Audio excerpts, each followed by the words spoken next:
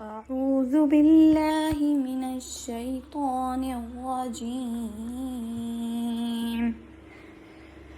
بسم الله الرحمن الرحيم. قل يا أيها الكافرون لا أعبد ما تعبدون ولا أنتم عابدون ما أعبد ولا أنا عابد ما عبدتم ولا أنتم عابدون ما أعبد لكم دينكم ولي دين. أعوذ بالله من الشيطان الرجيم. بسم الله الرحمن الرحيم. قل يا أيها الكافرون لا أعبد ما تعبدون ولا أنتم عابدون ما أعبد ولا أنا عابد ما عبدتم ولا أنتم عابدون ما أعبد لكم دينكم ولي دين.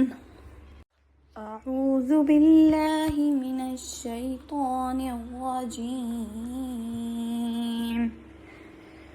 بسم الله الرحمن الرحيم.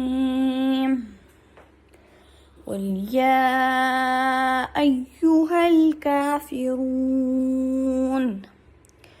لا أعبد ما تعبدون ولا أنتم عابدون ما أعبد ولا أنا عابد ما عبدتم ولا أنتم عابدون ما أعبد لكم دينكم ولي دين.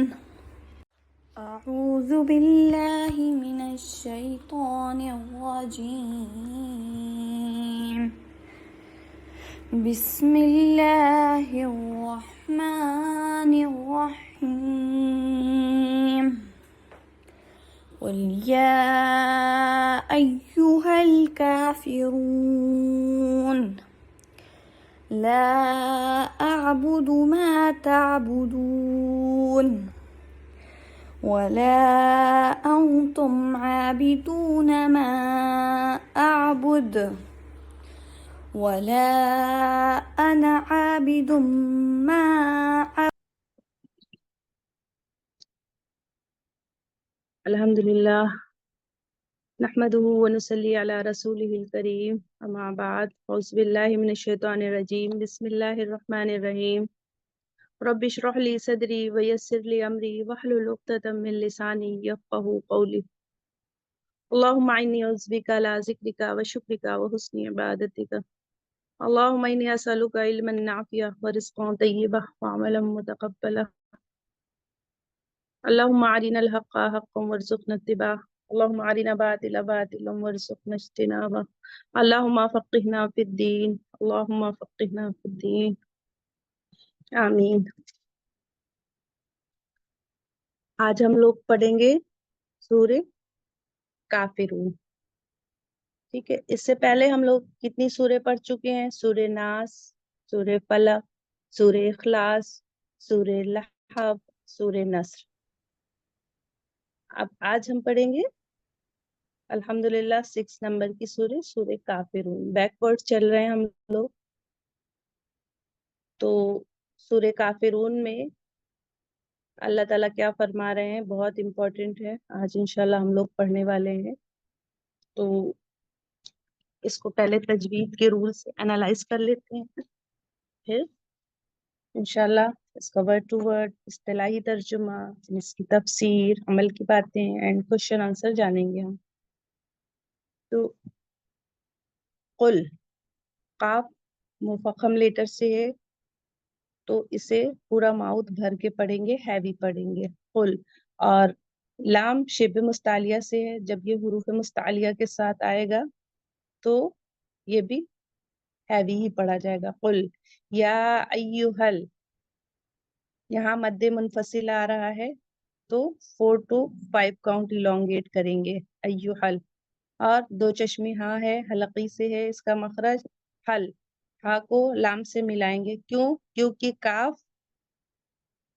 قمری سے ہے، اسی لیے اس کا لام پڑھا جائے گا ایہل. کافرون، کاف پہ فتحہ مستقیمہ ہے، مد حکمی 2 کاؤنٹ پڑھیں گے. فا کو جلدی پڑھیں گے، را کو بھی ہیوی پڑھیں گے کیونکہ را پہ ضمہ ہے. واؤ مدہ ہے، 2 کاؤنٹ پڑھیں گے. اور نون اس کو ایک سکون دے دیں گے. وقبل اسکان ہو جائے گا، یہاں پہ مد عارض والا قاعدہ ہوگا نا. تو اس کو ہم طول، توسط، قصر تینوں طریقے سے پڑھ سکتے ہیں. جب حروف مدہ کے بعد جب ہم ایک ٹمپریری سکون لگاتے ہیں حروف مدہ یا حروف لین کے بعد، تو اسے ہم طول، توسط، قصر تینوں طریقے سے پڑھ سکتے ہیں.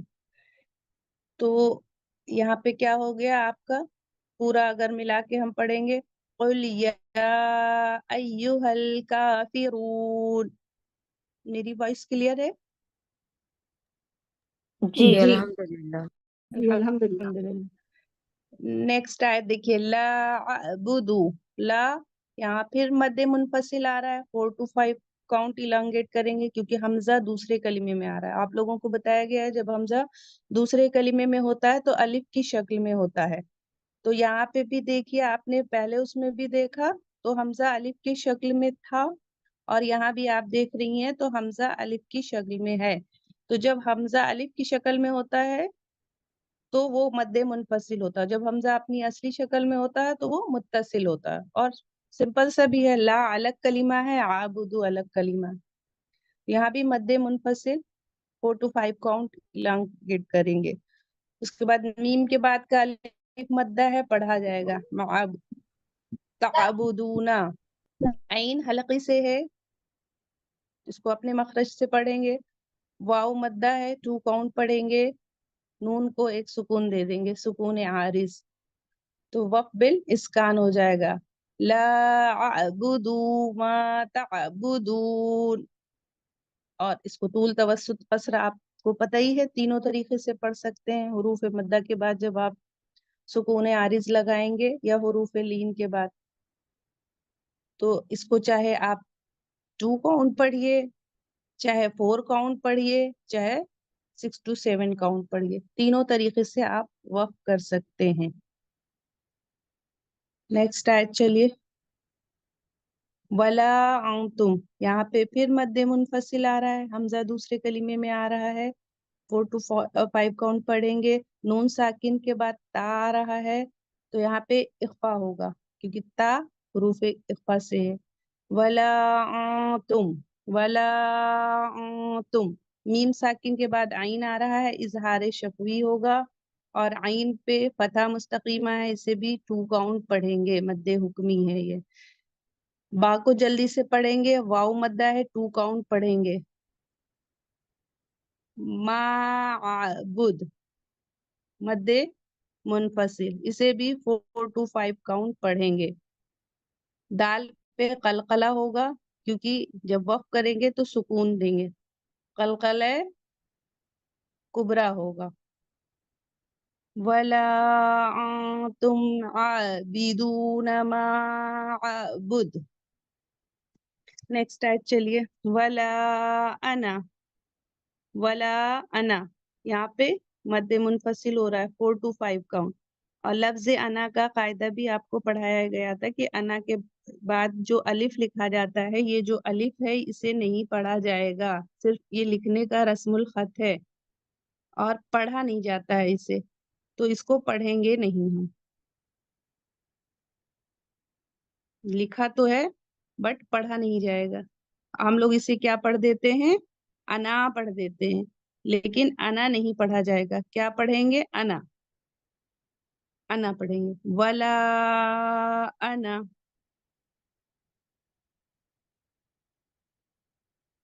یہ لفظ انا کے بعد کا الف نہیں پڑھا جاتا، کہیں نہیں پڑھا جائے گا. آپ کو لکھا ہوا ہے، اب اس کو آپ یہ مت سمجھ لیجئے یہ الف مدہ ہے. کیسے پڑھیں گے؟ ولا انا. جلدی سے پڑھیں گے. حمزہ زبر آ، نون زبر نا. انا انا انا. عابدم. تنوین عین کے بعد کا الف مدہ ہے، اسے 2 کاؤنٹ پڑھیں گے. پڑھیں گے. تنوین کے بعد میم آ رہا ہے، ادغام مال غنہ ہوگا. عابدم. ما عبدتم. اب یہ عبدتم میں آپ کو ادغام کے قاعدے پڑھائے گئے تھے، ادغام متقاربین، متجانسین، متجالسین. تو یہ قریب المخرج ہے، تا دال تا کا مخرج سیم ہے، تو یہ دال کہاں چلی جائے گی؟ ہٹ جائے گی، اور ڈائریکٹ با کو تا سے ملائیں گے، دال کو بالکل بھی نہیں پڑھیں گے. تو ما عبدتم. ما عبدتم. ابد تم نہیں پڑھیں گے. ما عبدتم. ما عبدتم. یہ دال نہیں پڑھا جائے گا، اس کو ہٹا دیں گے، یہ قریب المخرج ہے نا. ولا تم. مد منفصل 4 to 5 کا. نون ساکن کے بعد حروف اخفا کا تا آ رہا ہے، تو یہاں پہ اخفا ہوگا. میم ساکن کے بعد عین آ رہا ہے، اظہار شفوی ہوگا. عین پہ فتحہ مستقیمہ 2 کاؤنٹ، واو مدہ ہے. ما عابد مد منفصل 4 to 5 کاؤنٹ. یہاں پہ پھر قلقلہ ہوگا، سیم چیز ہے جیسے یہاں گزرا ہے. لکم دینکم. میم ساکن کے بعد دال آ رہا ہے، اظہار شفی ہوگا. یا مدہ ہے، 2 کاؤنٹ پڑھیں گے. یہاں پھر میم ساکن کے بعد واو آ رہا ہے، اظہار شفی ہوگا. لکم دینکم ولی دین. یا مدہ ہے، 2 کاؤنٹ پڑھیں گے. نون کو ایک سکون دے دیں گے، سکون عارض، وقفل اسکان ہو جائے گا. تو یہ آپ کے تجوید کے رول سے ہو گئے. اب اس میں ہمیں دیکھنا کیا ہے کہ ہمیں انا نہیں پڑھ دینا ہے، یہاں پہ بہت ہی فوکس رکھنا ہے. اور ابد تم نہیں پڑھنا ہے، ابد تم پڑھنا ہے. باقی تو آپ لوگ ماشاءاللہ تجوید کا کورس کیے ہوئے ہیں، سب جانتے ہی ہیں. اب اس کو دیکھ لیتے ہیں ہم ورڈ ٹو ورڈ.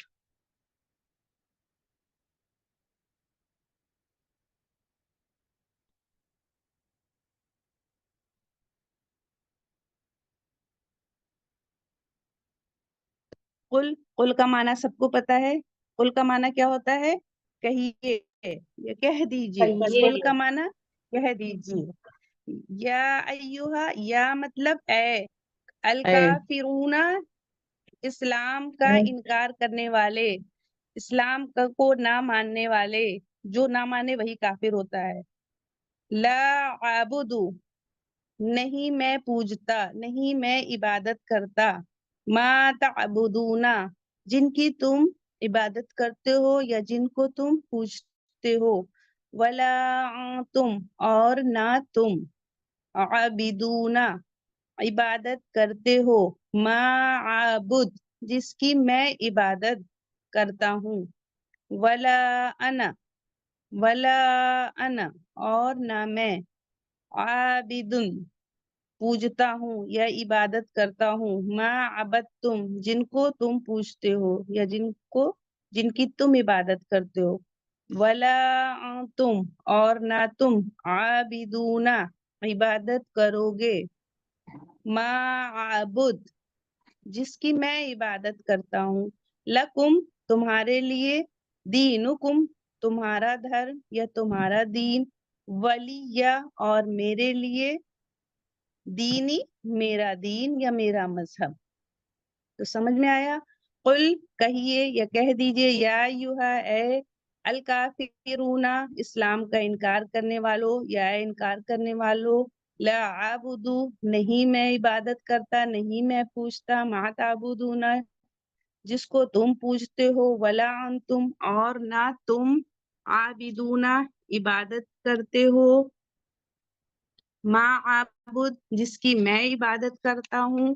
ولا انا، اور نہ میں. عابد، عبادت کرتا ہوں یا پوجوں گا، ما عبدتم جن کو تم پوجتے ہو، ولا انتم اور نہ تم عابدون عبادت کرو گے، ما عابد جس کی میں عبادت کرتا ہوں، لکم تمہارے لیے، دینکم تمہارا دھرم یا دین، ولیہ اور میرے لیے، دینی میرا مذہب یا میرا دین۔ تو یہ ورڈ ٹو ورڈ ترجمہ ہو گیا۔ اب اس کا اصطلاحی ترجمہ دیکھیے۔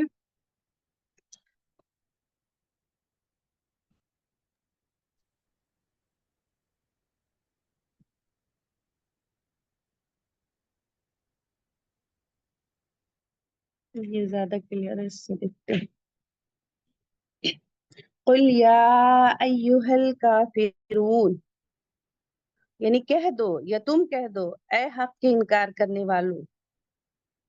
قل یا ایھا الکافرون یعنی اللہ تعالیٰ نبی صلی اللہ علیہ وسلم سے کہہ رہے ہیں کہ تم کہہ دو اے حق کے انکار کرنے والوں، لا اعبد ما تعبدون، میں ان چیزوں کی عبادت نہیں کرتا جن کی تم عبادت کرتے ہو، یا میں ان چیزوں کو نہیں پوجتا جن کو تم پوجتے ہو، ولا انتم عابدون ما اعبد اور تم اس کی عبادت نہیں کرتے جس کی میں عبادت کرتا ہوں، لا مانے نہیں، انتم مینس تم، تو اور تم اس کی عبادت نہیں کرتے جس کی میں عبادت کرتا، ولا انا عابد ما عبدتم اور نہ میں اس کی عبادت کرنے والا ہوں جس کی عبادت تم کرتے ہو، ولا انتم عابدون ما عابد اور نہ تم اس کی عبادت کرنے والے ہو جس کی میں عبادت کرتا ہوں۔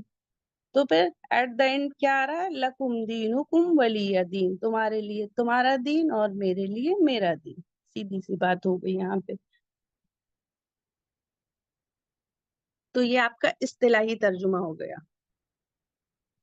اب یہاں پہ دیکھیے لا عابدو مضارع، نہ میں کرتا ہوں اور نہ ہی میں فیوچر میں کروں گا، تو یعنی ہم ابھی بھی نہیں کرتے ہیں کسی کی عبادت اور فیوچر میں بھی کسی کی عبادت ہم نہیں کریں گے، اور ہمیں کرنا بھی نہیں چاہیے، کیونکہ اللہ تعالیٰ نے کہا ہے نا کہ دو معبود مت بناؤ، تو ہمیں کسی کو نہیں بنانا ہے، نہ ہی اپنے نفس کو معبود بنانا ہے، اس کی عبادت کرتے رہ جانا ہے، نہ ہی لوگوں کی کرنا ہے کہ لوگ کیا کہیں گے، لوگوں کے لیے بھی ہمیں کوئی کام نہیں کرنا ہے، ہمیں صرف اور صرف اللہ کی عبادت کرنا ہے، ایک وحدہ لا شریک کی۔ اب اس سورے کے فضائل دیکھ لیتے ہیں۔ حضرت عائشہ رضی اللہ تعالیٰ عنہ نے فرمایا، رسول اللہ صلی اللہ علیہ وسلم نے فرمایا ہے کہ فجر کی سنتوں میں پڑھنے کے لیے دو سورتیں بہتر ہیں، سورہ کافرون اور سورہ اخلاص، اور تفسیر ابن کثیر میں بھی صحابہ سے منقول ہے کہ انہوں نے رسول اللہ صلی اللہ علیہ وسلم کو صبح کی سنتوں میں اور بعد مغرب کی سنتوں میں بکثرت یہ دو صورتیں پڑھتے ہوئے سنا ہے۔ بعض صحابہ نے رسول اللہ صلی اللہ علیہ وسلم سے عرض کیا، ہمیں کوئی دعا بتا دیجئے جو ہم سونے سے پہلے پڑھا کریں، تو آپ صلی اللہ علیہ وسلم نے قل یا ایھا الکافرون پڑھنے کی تلقین فرمائی اور فرمایا کہ یہ شرک سے برات ہے۔ اور حضرت جبیر رضی اللہ تعالیٰ عنہ نے فرمایا کہ رسول اللہ صلی اللہ علیہ وسلم نے ان سے فرمایا کہ کیا تم یہ چاہتے ہو کہ جب سفر میں جاؤ وہاں تم اپنے سب رفیق سے، یعنی جو تمہارے ساتھی ہیں، جو تمہارے فرینڈس ہیں، سب سے زیادہ خوشحال اور بامراد ہو کر واپس آؤ، یعنی تمہارا جو سامان ہو وہ سب سے زیادہ ہو جائے، تمہیں سب سے زیادہ پروفٹ ہو۔ تو انہوں نے عرض کیا، یا رسول اللہ صلی اللہ علیہ وسلم، بے شک میں ایسا چاہتا ہوں۔ تو آپ نے فرمایا آخر قرآن کی 5 سورتیں، وہ 5 سورتیں کون سی ہیں؟ یہی چاروں کل جو آج الحمدللہ ہم لوگوں کے کمپلیٹ ہو چکے ہیں، اور سورہ نصر جو اس سے پہلے ہم لوگوں نے پڑھی ہے، سورہ کافرون، سورہ نصر، سورہ اخلاص، سورہ فلق، سورہ ناس پڑھا کرو، اور یہ کیسے؟ بسم اللہ کے ساتھ شروع کرنا ہے اور بسم اللہ پر ختم کرنا ہے۔ تو حضرت جبیر رضی اللہ تعالیٰ فرماتے ہیں اس وقت میرا حال یہ تھا کہ سفر میں اپنے دوسرے ساتھیوں کے بمقابل قلیل اور خستہ حال ہوتا تھا، یعنی یہ سب سے زیادہ پور تھے، ان کو سب سے کم پروفٹ ہوتا تھا، سب لوگ بہت اچھا بزنس کر کے لوٹتے تھے، ان کے پاس بہت ہی کم ہوتا تھا۔ تو اس سورے کو پڑھنے کی تلقین دی نبی صلی اللہ علیہ وسلم نے بتایا، تو وہ فرماتے ہیں جب سے رسول اللہ صلی اللہ علیہ وسلم کی اس تعلیم پر عمل کیا سب سے بہتر حال میں رہنے لگا۔ اور حضرت علی رضی اللہ تعالیٰ عنہ سے روایت ہے کہ ایک مرتبہ نبی کریم صلی اللہ علیہ وسلم کو بچھو نے کاٹ لیا، بچھو کوئی کیڑا ہوتا ہوگا ان سے، بچھو نے کاٹ لیا، تو آپ صلی اللہ علیہ وسلم نے پانی اور نمک منگوایا اور یہ پانی کاٹنے کی جگہ لگاتے جاتے اور یہی سورہ کافرون اور قل اعوذ برب الفلق اور قل اعوذ برب الناس پڑھتے جاتے۔ تو اس سورے کے اتنے فضائل ہیں، سب سے پہلے تو شرک سے برات ہے، شرک سے چھٹکارا مل جائے گا، یہ ایک دم الگ کرتی ہے دین اسلام کو اور شرک کو اور کفر کو۔ اب اس کا شان نزول دیکھ لیتے ہیں کہ یہ کس پس منظر میں نازل ہوئی، اس کا شان نزول کیا ہے۔ تو ابن اسحاق کی روایت ہے کہ ابن عباس رضی اللہ تعالیٰ سے یہ ہے کہ ولید بن مغیرہ، یہ جو کفار مکہ تھے، بڑے بڑے سرداران تھے، وہ کون تھے؟ ولید بن مغیرہ اور عاص بن وائل اور اسود بن عبد المطلب اور امیہ بن خلف رسول اللہ صلی اللہ علیہ وسلم کے پاس آئے اور کہا آؤ ہم آپس میں اس پر صلح کریں کہ ایک سال، اب یہاں سے غور کریے گا کیونکہ اسی سے سب آپ کے کوشچن آنسر رہیں گے، تو میم انہوں یہ نے نیم کیا ایک بار کہا؟ اور بتائیے پلیز۔ یس، ابن یہ دیکھیے حضرت عباس رضی اللہ تعالیٰ عنہ سے روایت ہے کہ ولید بن مغیرہ اور عاص عین الف صاد عاص بن وائل اور اسود بن عبد المطلب اور امیہ بن خلف رسول اللہ صلی اللہ علیہ وسلم کے پاس آئے اور کہا آؤ ہم آپس میں اس پر صلح کر لیں کہ ایک سال آپ ہمارے بتوں کی عبادت کیا کرو اور ایک سال ہم آپ کے بتوں کی عبادت کیا کریں گے، یعنی ایک سال کا آفر کیا کہ ایک سال آپ اور ایک سال میں آپ کے بتوں کی عبادت کیا کریں۔ اور ایک اور روایت ہے کہ حضرت ابن عباس رضی اللہ تعالیٰ سے یہ ہے کہ کفار مکہ نے اول تو باہم مصالحت کے لیے یعنی صلح کے لیے آپس میں کمپرومائز کرنے کے لیے رسول اللہ صلی اللہ علیہ وسلم کے سامنے یہ سورہ پیش کی کہ ہم آپ کو اتنا مال دیتے ہیں کہ آپ سارے مکہ میں سب سے زیادہ مالدار ہو جائیں گے۔ کیا کہا کفار مکہ نے؟ اتنا زیادہ ہم منی دے دیں گے کہ آپ سب سے زیادہ مالدار ہو جائیں گے، سب سے زیادہ رچ ہو جائیں گے، اور جس عورت سے آپ چاہیں آپ کا نکاح کرا دیں، آپ صرف اتنا کریں کہ ہمارے معبودوں کو برا نہ کریں، مطلب جو برا نہ کہا کریں، کیوں نے صرف برا نہ کہنے پہ کیا کیا چیزیں تھیں کہ اتنا سارا پیسہ دے دیں گے کہ آپ سب سے زیادہ مالدار ہو جائیں گے اور جس عورت سے چاہیں گے آپ کی شادی ہو جائے گی، اور کیا نہیں کرنا ہے؟ صرف انہیں برا نہیں کہنا ہے۔ اور پھر اس کے بعد کہا اور اگر آپ یہ بھی نہیں مانتے تو ایسا کریں کہ ایک سال ہم آپ کے معبودوں کی عبادت کیا کریں اور ایک سال آپ ہمارے معبودوں کی۔ تو کیا تھا کہ یا تو برا نہ کہیں یا تو پھر ایسا کر لیتے ہیں کہ ایک سال آپ ہمارے معبودوں کی عبادت کریں اور ایک سال ہم آپ کے معبودوں کی عبادت کریں۔ تو ابو صالح کی روایت ہے کہ حضرت ابن عباس رضی اللہ تعالیٰ سے یہ ہے کہ کفار مکہ نے باہم مصالحت یعنی آپس میں جو کمپرومائز تھا، آپس میں جو صلح کے لیے یہ سورہ پیش کی تھی کہ آپ ہمارے بتوں میں سے بعض کو صرف ہاتھ لگا دیں، یعنی آخری آفر کیا آ رہا ہے کہ صرف ہاتھ لگا دیں تو ہم آپ کی تصدیق کرنے لگیں گے، یعنی اگر اللہ کے رسول صلی اللہ علیہ وسلم صرف ان کے بتوں کو ٹچ کر دیں گے تو وہ کہنے لگے پھر ہم آپ کی تصدیق کریں گے۔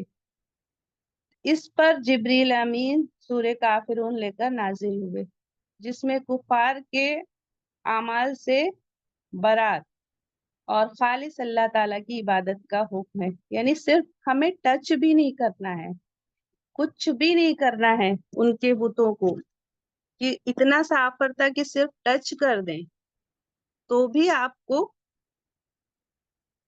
ہر چیز مل جائے گی، لیکن وہ چیز بھی ہمیں نہیں کرنا ہے۔ تو یہ سورہ ہمیں یہ درس دیتی ہے کہ ہمیں ہر طریقے سے کسی کو الہ نہیں بنانا ہے، اللہ تعالیٰ کے ساتھ کسی کو شریک نہیں ٹھہرانا ہے، صرف اور صرف خالص اللہ تعالیٰ کی ہمیں عبادت کرنا ہے۔ تو اس سورہ سے ہمیں ملنے والا یہ درس تھا۔ اب اس سورہ سے ریلیٹڈ ہم کوشچن آنسر جانتے ہیں اور عمل کی باتیں جانتے ہیں۔ تو دیکھیے یہ سورہ ہے سورہ کافرون، ٹھیک؟ تو کافر کسے کہتے ہیں؟ انکار کرنے والا، نہ ماننے والا۔ اور کفرہ کا مطلب چھپانا بھی ہوتا ہے، کفرہ یکفرو کفرن، تو اس کا معنی ہوتا ہے انکار کرنا، نہ ماننا، چھپانا، ناشکری کرنا، یہ سارے معنی اس کے کفرہ کے ہوتے ہیں۔ تو اس سورے میں اللہ تعالیٰ کیا بات بتا رہے ہیں؟ یہ سورہ معون کے بعد اتری اور اس میں کتنی آیات ہیں؟ 6 آیات ہیں، 1 رکوع ہے، 26 کلمات ہیں اور 94 حروف ہیں۔ یہ 2 اخلاص والی سورتوں میں سے ایک ہے۔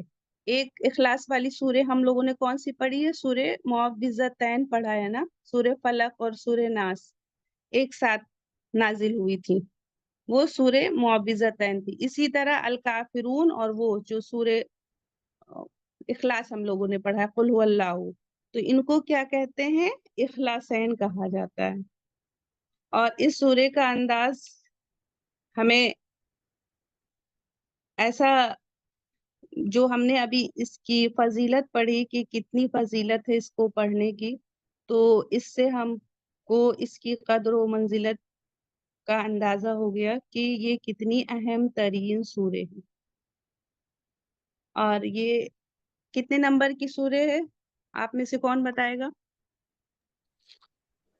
109 سنو 109 نمبر کی سورہ ہے۔ نزول کے اعتبار سے کتنے نمبر کی ہے؟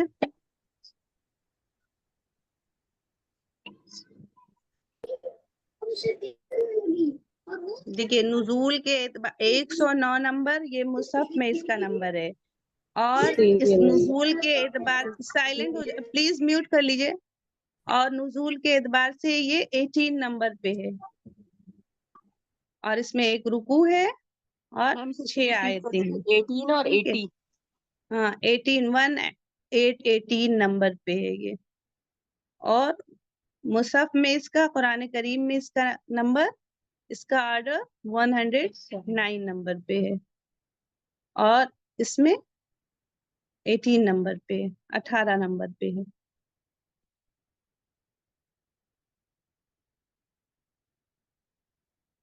نوٹ کر لیجیے۔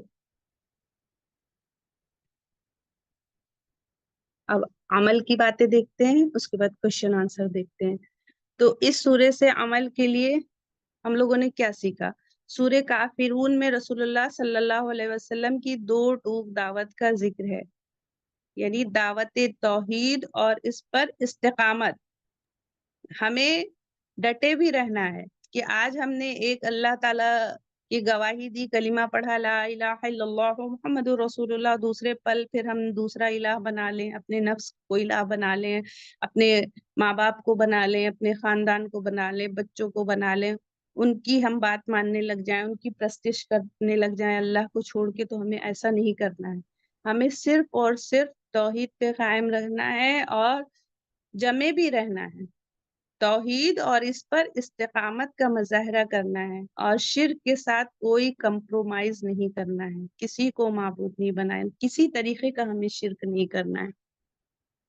سیکنڈ پوائنٹ آتا ہے اس سورہ میں کفار کے دین، یعنی جو کافر تھے، کفار کے دین اور ان کے معبودوں سے بیزاری اور لا تعلقی کا اعلان کر دیا گیا ہے کہ ان سے ہمارا کوئی لینا دینا نہیں، اور یہ بتا دیا گیا ہے کہ دین کفر اور دین اسلام ایک دوسرے سے بالکل الگ ہیں، ان کا باہم مل جانا قطعاً ناممکن ہے، یعنی یہ امپاسبل ہے کہ دین اسلام اور دین کفر مل جائیں، مرج ہو جائیں، کہ تھوڑا سا انکار ہے اور تھوڑا سا اقرار ہے، تو یہ ہو ہی نہیں سکتا۔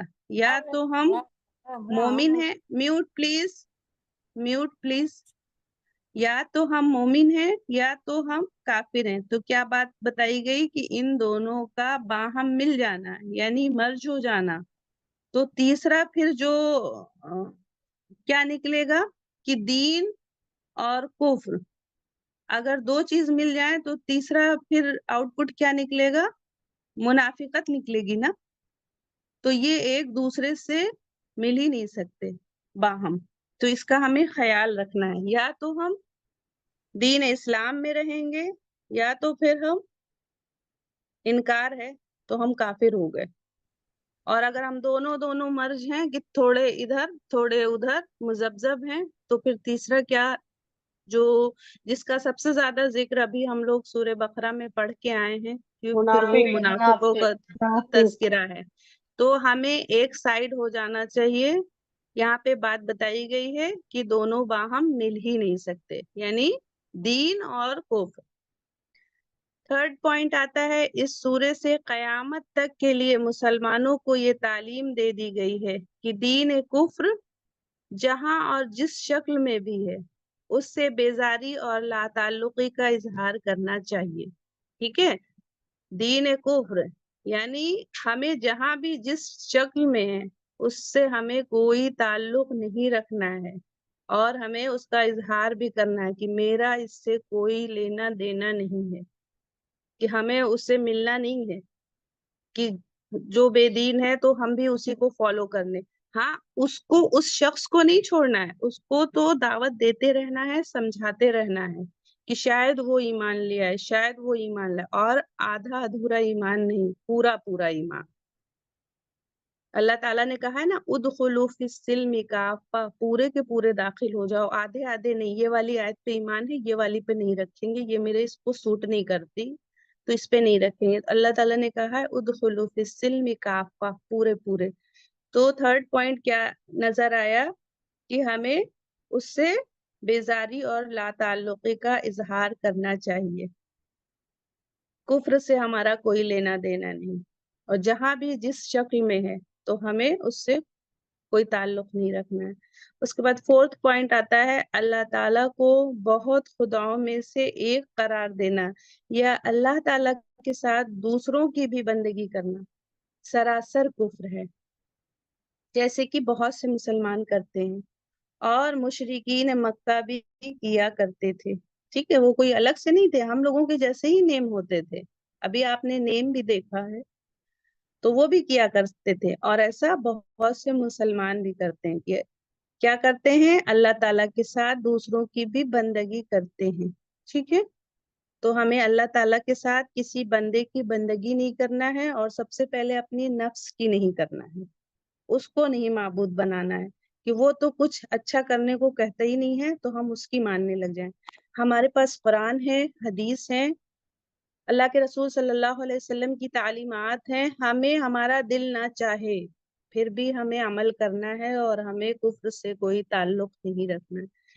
ففتھ پوائنٹ آتا ہے، اس سورے میں آیتوں کو دہراتے ہوئے یہ بات صاف بتا دی گئی ہے کہ حال میں یا مستقبل میں، یعنی پریزنٹ میں یا فیوچر میں، ایسا ہو ہی نہیں سکتا کہ اللہ تعالیٰ کے ساتھ کسی غیر اللہ کو کوئی مومن شریک کرے، تاکہ کفر ہمیشہ کے لیے مایوس ہو جائے، اور کہ ان کے دین میں کسی طریقے کا سمجھوتا ہو ہی نہیں سکتا، ہمارے دین میں کسی طریقے کے سمجھوتے کی کوئی گنجائش ہے ہی نہیں کہ ہم اللہ تعالیٰ کے ساتھ کسی کی بات مانیں، کسی کی عبادت کریں۔ تو یہ اس بات کو ہمیں اپنے ذہن میں بٹھا لینا چاہیے۔ نیکسٹ پوائنٹ آتا ہے، آپ صلی اللہ علیہ وسلم کی زندگی میں مشکل ترین حالات آئے، بہت ہی، ایسا نہیں ہے کہ کوئی حالات ہی پیش نہیں آئے، بہت، ابھی آپ نے سنا کہ کیسے ان پہ جادو کر دیا گیا تھا، تو آپ صلی اللہ علیہ وسلم کی زندگی میں مشکل ترین حالات آئے، لیکن آپ نے پریشان ہو کر کبھی کسی غیر اللہ کے آگے نہیں جھکا اور نہ کبھی کسی سے مدد مانگی، بلکہ ہمیشہ ایک اللہ تعالیٰ کو پکارتے رہے اور اسی پر توکل کیا۔ تو ہمیں بھی کسی کے پاس نہیں جانا ہے، کچھ بھی ہو جائے ہمیں صرف اللہ سبحانہ و تعالیٰ سے مدد طلب کرنا ہے، انہی سے بتانا ہے اپنی پرابلم، کسی کے پاس نہیں جانا ہے، کیونکہ یہ سورہ ہمیں بتا رہی ہے اور اس سے پہلے ہم سورہ اخلاص پڑھ چکے ہیں۔ نیکسٹ پوائنٹ آتا ہے، ہر کوئی اپنے اپنے طریقے پر عمل کرتے ہیں۔ اگر لوگ کفر سے، شرک سے باز نہیں آتے اور مسلسل حق کی دعوت دینے پر بھی بات نہیں سنتے اور منہ موڑتے ہیں، اعراض کرتے ہیں، تو ان سے پھر تمہارا کوئی تعلق نہیں ہونا چاہیے۔ اور پھر اللہ تعالیٰ نے بتا دیا کہ تمہارے لیے تمہارا دین اور ہمارے لیے ہمارا دین۔ تو ہمیں یہی کہہ دینا ہے کہ تمہارے لیے تمہارا عمل، میرے لیے میرا عمل۔ اگر وہ ہدایت چاہیں گے تو ضرور ملے گی، اور اگر نہیں تو وہ یوں ہی گمراہ ٹہلتے رہیں گے، کیونکہ ہدایت جو پانا چاہتا ہے وہی پاتا ہے۔ اب آپ میں سے بلایا تو سب کو جاتا ہے، جو آنا چاہتا ہے اسی کو اللہ تعالیٰ لاتے ہیں۔ جو اعراض کرے گا، منہ موڑے گا کہ ہمیں کرنے ہی نہیں، تو پھر تو وہ پھر گمراہ ہی رہے گا۔ اس کے بعد 7 پوائنٹ ہے، دنیا سے کہ سبھی دین ایک نہیں ہو سکتے۔ اسلام دین حق ہے، وہ واحد دین، اسلام واحد دین ہے جس کی کتاب اور تاریخ محفوظ ترین ہے۔ یہ الہامی دین ہے جس میں کوئی شک نہیں، جو باقی دینوں پر غالب ہونے کے لیے ہے۔ اسی لیے کبھی بھی اس کی کوئی بات پر شک نہیں کرنا چاہیے، اور اپنے آپ کو یہ یقین دلائیں کہ ہمیشہ ہمیں اپنے رب کو راضی کرنا ہے۔ اس میں کوئی اف بٹ کی گنجائش ہی نہیں ہے، کیونکہ اللہ تعالیٰ نے سورہ بقرہ کی سٹارٹنگ میں ہی کہہ دیا، ذالک الکتاب لا ریب فیہ، یہ کتاب ہے، اس میں کوئی شک نہیں۔ تو ہمیں اسی پہ عمل، کوئی شک و شبہ نہیں کہ ایسا کیسے ہو گیا، وہ ویسا کیسے ہو گیا۔ لاسٹ پوائنٹ ہے، آپ نے شرک سے، یعنی نبی صلی اللہ علیہ وسلم نے شرک سے جو اظہار برات کیا، لا تعلقی کا اعلان کیا، اسی کی بدولت اللہ تعالیٰ نے آپ کو آگے فتح دی۔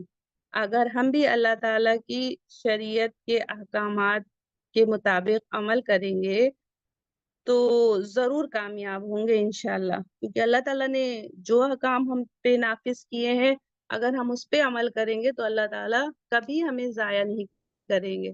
اور اس کی بیزاری کی بہترین مثال حضرت بلال حبشی رضی اللہ عنہ کے واقعے سے ہمیں ملتی ہے، کہ حضرت بلال رضی اللہ تعالیٰ کا جو واقعہ ہے کہ جب حضرت بلال رضی اللہ تعالیٰ کو رسول اللہ صلی اللہ علیہ وسلم کے ہاتھ پر اسلام قبول کیا تھا انہوں نے، اور توحید یعنی اللہ وحدہ لا شریک کی گواہی دی، تو جو ان کے مالک تھے امیہ بن خلف، ان کو بہت غصہ آیا تھا، تو اس نے حضرت بلال رضی اللہ تعالیٰ عنہ پہ ظلم و ستم کے پہاڑ توڑ دیے تھے تاکہ آپ اسلام چھوڑ دیں، لیکن حضرت بلال رضی اللہ تعالیٰ عنہ نے توحید سے، یعنی ایک اللہ تعالیٰ کو ماننے سے انکار نہیں کیا، وہ اس پہ توحید پہ ڈٹے رہے، اور ستم کی انتہا ظلم کی اتنی ہو گئی تھی کہ انہیں مکہ کی گرم ریت، یعنی جو سینڈ ہوتا ہے، اس پہ ننگے جسم لٹا دیا جاتا تھا، اور سینے پہ پتھر رکھ دیے جاتے تھے، اور کوڑوں سے مارا جاتا تھا، لیکن حضرت بلال رضی اللہ تعالیٰ عنہ کی زبان سے صرف ایک ہی کلمہ نکلتا تھا، وہ کیا تھا؟ احد، احد، اللہ ایک ہے، اللہ ایک ہے۔ تو یہ الفاظ مشرکوں کے لیے ناقابل برداشت تھے، لیکن حضرت بلال رضی اللہ تعالیٰ عنہ کے ایمان اور توحید پر یقین کی دلیل تھے کہ کس قدر کا ان کا ایمان مضبوط تھا۔ تو پھر ہوا کا جو حضرت ابوبکر صدیق رضی اللہ تعالیٰ عنہ تھے، تو انہوں نے آپ کو خرید لیا، آپ کو خرید کے آزاد کر دیا۔ اس کے بعد حضرت بلال رضی اللہ تعالی کو رسول اللہ صلی اللہ علیہ وسلم کا قرب حاصل ہوا، اور آپ کو اسلام کے پہلے مؤذن ہونے کا اعزاز ملا۔ پہلی اذان انہوں نے ہی دی تھی۔ تو اس واقعے سے ہمیں کیا سبق ملتا ہے کہ حضرت بلال رضی اللہ تعالیٰ عنہ کا واقعہ ہمیں یہ سکھاتا ہے کہ توحید پر مضبوطی سے قائم رہنا ہی اصل کامیابی ہے، چاہے کتنی ہی بڑی آزمائش کیوں نہ آ جائے، چاہے حالات کتنے ہی سخت کیوں نہ ہو جائیں، لیکن ہمیں کبھی کفر کو نہیں اختیار کرنا ہے، کبھی ہمیں اپنے دین میں کوئی کمپرومائز نہیں کرنا ہے، اور اللہ تعالیٰ ہمیں انشاءاللہ دنیا میں بھی کامیاب کریں گے، اور آخرت میں تو بہت بڑا ریوارڈ ہے، بہت بڑا ریوارڈ ہے، اور وہ ایسا ریوارڈ ہے کہ دنیا کی تو کامیابی ساری چیزیں فنا ہو جائیں گی، بٹ آخرت کا تو ہمیشہ کا ہے۔ تو یہ حضرت بلال رضی اللہ تعالیٰ عنہ کے واقعے سے ہمیں عبرت لینی چاہیے کہ گرم ریت پہ لٹا کے کس قدر کی اذیت دی گئی، اور اللہ کا شکر ہے آج ہمارے لیے کوئی اذیت نہیں ہے، اللہ کا دین سیکھنے میں، اس پہ عمل کرنے میں کوئی ہمیں گرم ریت پہ تڑپنا نہیں ہے، لیکن پھر بھی ہم نہیں سیکھتے ہیں، نہیں عمل کرتے ہیں، تھوڑی سی تکلیف نہیں اٹھانا چاہتے ہیں کہ موبائل آن کر کے سن لیں، کوئی پیسے نہیں لگنے ہیں، کچھ بھی نہیں ہے، پھر بھی نہیں، کیوں؟ ہمارا دل نہیں کرتا، ہم نے نفس کو الہ بنا رکھا ہے۔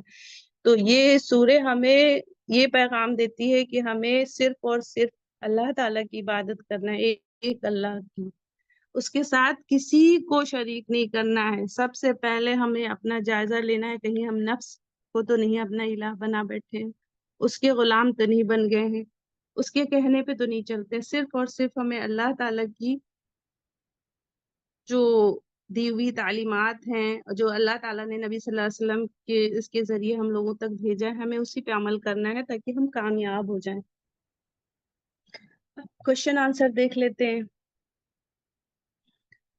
پہلا کوشچن ہے، اللہ تعالیٰ نے نبی صلی اللہ علیہ وسلم کو قل کا حکم کیوں دیا؟ تو قل کا حکم اس لیے دیا تاکہ نبی صلی اللہ علیہ وسلم اپنی طرف سے نہیں بلکہ اللہ تعالیٰ کے پیغام واضح اور دو ٹوک انداز میں کافروں کو پہنچائیں۔ ٹھیک، ایسے کہا خالی ہوتا تو قل اللہ تعالیٰ نے کہا نا کہ کہہ دیجئے، تو اللہ کے رسول صلی اللہ علیہ وسلم نے وہ پیغام پہنچا دیا۔ سیکنڈ کوشچن ہے، یا ایھا الکافرون کا خطاب کس لہجے میں ہے؟ تو یہ خطاب عزت یا نرمی سے نہیں ہے بلکہ صاف اور دو ٹوک انداز میں ہے، انکار اور جدائی کا اعلان ہے، شرک سے بیزاری کہ اس سے ہمارا شرک اور کفر سے کوئی تعلق نہیں ہے، ایک دم ہم اپنے آپ کو الگ کرتے ہیں۔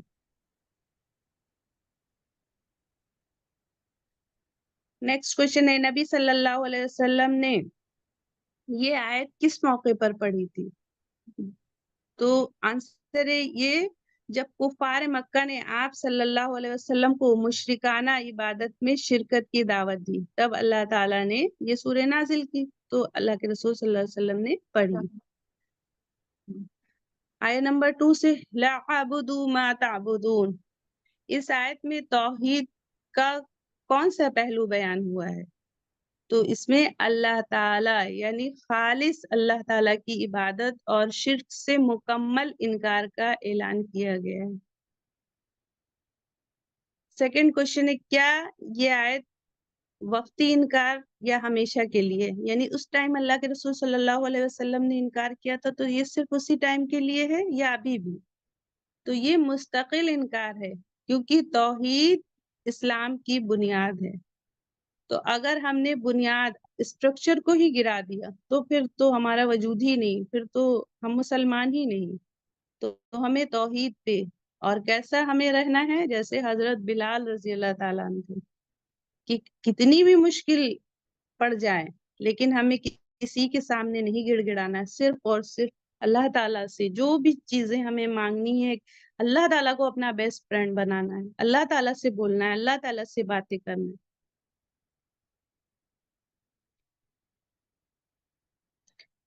نیکسٹ کوشچن ہے، آیا نمبر 2 سے نبی صلی اللہ علیہ وسلم نے کفار کے معبودوں کو کیوں رد کر دیا، یعنی کیوں ریجیکٹ کر دیا؟ کیونکہ وہ باطل تھے، بے جان اور شرک پر مبنی تھے۔ اس آیت سے مسلمانوں کو کیا سبق ملتے ہیں؟ اپنے عقیدے پر ثابت قدمی اور مشرکانہ عقائد سے مکمل علیحدگی، یعنی ہمیں کسی طریقے سے اس میں مرج نہیں ہو جانا ہے، مل نہیں جانا ہے۔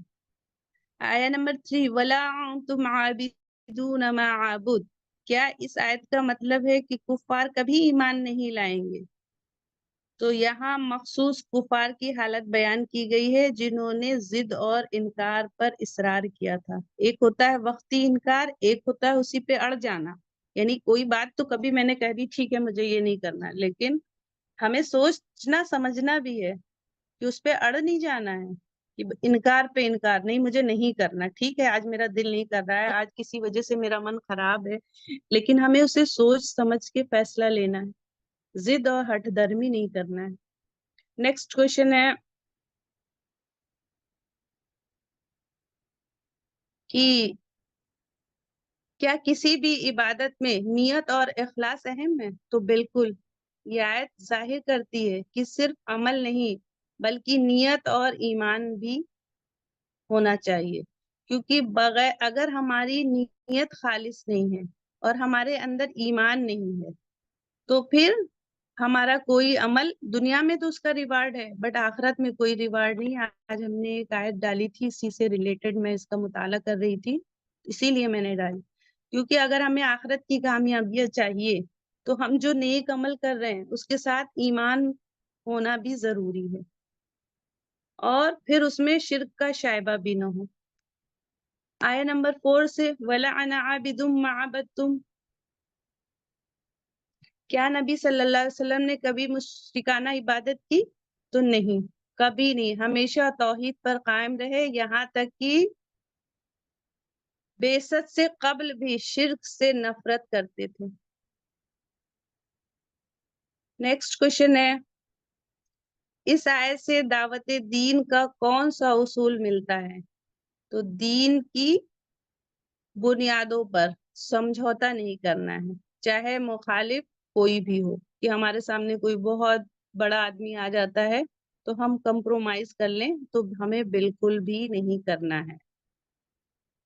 اور اس میں بار بار تکرار سے آیا ہے کہ ہم نہیں کرتے، تو کیا اس آیت میں تکرار مقصدی ہے؟ تو جی ہاں، تاکید، وضاحت اور دو ٹوک انکار کے لیے یہ بار بار ریپیٹ کیا گیا ہے کہ میں اس کی عبادت نہیں کرتا جس کی تم کرتے ہو، جس کی تم کرتے ہو اس کی میں نہیں کروں گا، اور لاسٹ میں کیا کہہ دیا گیا ایٹ دا اینڈ کہ پھر جب وہ نہیں مانے تو تمہارے لیے تمہارا دین، میرے لیے میرا، تم اپنے مالک اور میں اپنا مالک۔ وَلَا أَنْتُمْ عَابِدُونَ مَا أَعْبُدُ، آیت نمبر 5، تو یہ آیت دوبارہ کیوں دہرائی گئی ہے؟ تکرار، یقین اور حق پر ہے کہ بالکل نہ ایسا ہے اور نہ ایسا ہوگا، یعنی کوئی سمجھوتا ممکن ہی نہیں ہے۔